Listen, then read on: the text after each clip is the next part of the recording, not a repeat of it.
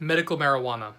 One thing I teach in my physiological psychology class is addiction and the different substances that we can become addicted to. And there's no doubt, marijuana can be addicting.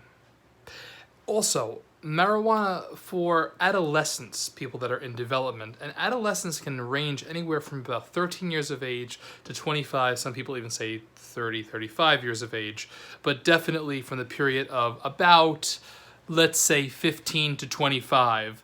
It can have negative effects on motivation, learning, memory, and other different functions in the developing brain. However, I'm not talking about any of that. What I'm talking about is medical marijuana. I have very few opinions on this. I am constantly reading the literature, trying to educate myself, to just because it's a reality that in many states medical marijuana is available, and I think it's important to teach about it in physiological psychology class. But how do I teach about it? Marijuana is an herb. Now, they may be extracting certain components from that herb like CBD, THC, different terpenes, different other components of the marijuana plant. However, it's still an herb. It's still a plant. Now, in traditional Chinese medicine, we see marijuana used, right? We see tobacco used. We even see some things like we would think are in a Western society might be strange, but human placenta, centipedes, things that we might consider to be very just disgusting are used in traditional Chinese medicine.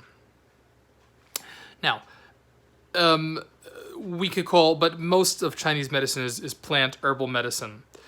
In traditional Indian medicine, there are things that are used that are considered herbs or plants.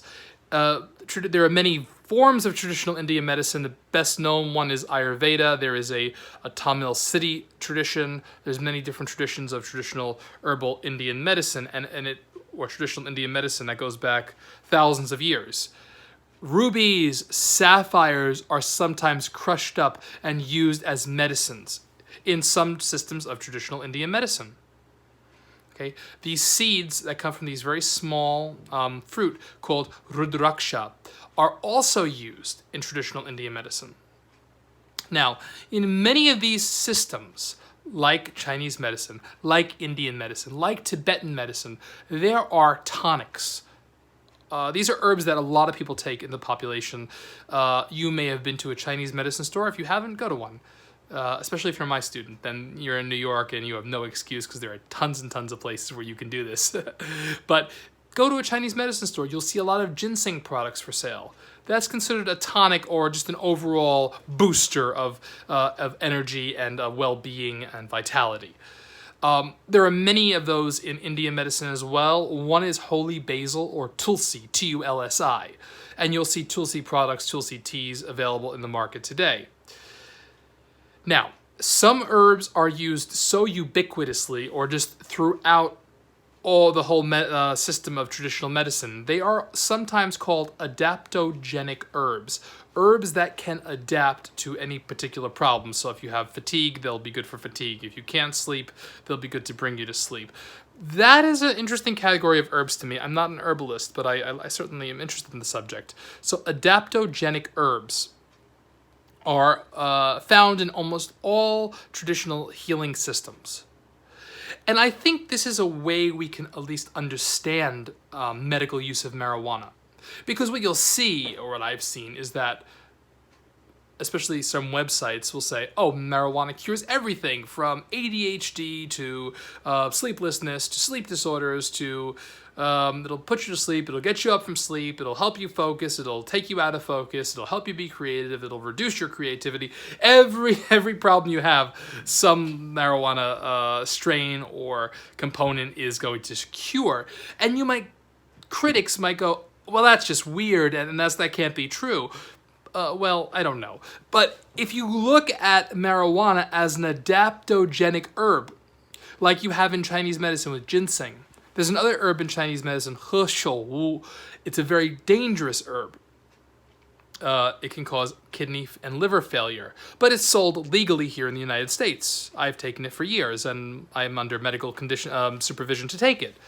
That's a very dangerous herb, but we don't hear anything about that. I mean, many people a year die from taking that herb in China, but we never hear the dangers of certain Chinese medicines. There are certain Ayurvedic medicines or Indian medicines that have been found to be contaminated with mercury because of the way they were prepared. That's over the years, there have been many scandals about that. Again, you don't hear that much about mercury-contaminated Ayurvedic medicine because there's not much news about it. It doesn't have much pizzazz. It doesn't, as the journalists say, if it bleeds, it leads. It doesn't do that. But there, in every system of herbal medicine that is unregulated by the Food and Drug Administration, including vitamins, you have these problems.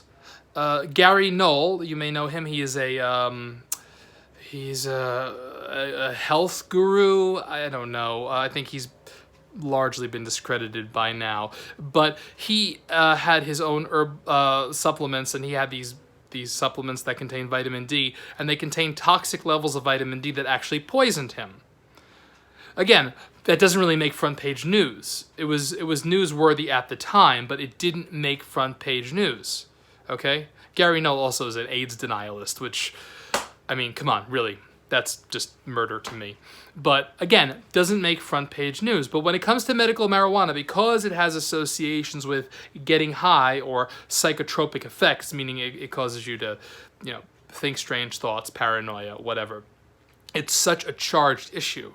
Can we step back from this issue for 10 minutes and look at the different pharmacopoeias or different varieties of herbs, medicines available throughout the world, and see the differences in the variety and the diversity within the world's herbal traditions, within the world's traditional medicine traditions, and place marijuana within that.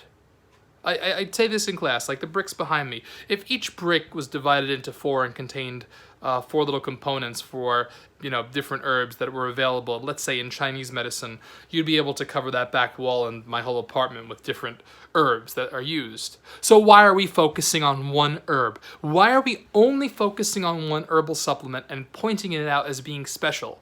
Let's take the propaganda, the hype over marijuana, whether you're pro or against, and call it what it is. It's an herb that's used medically in a traditional system of herbal medicine or an emerging system of herbal medicine.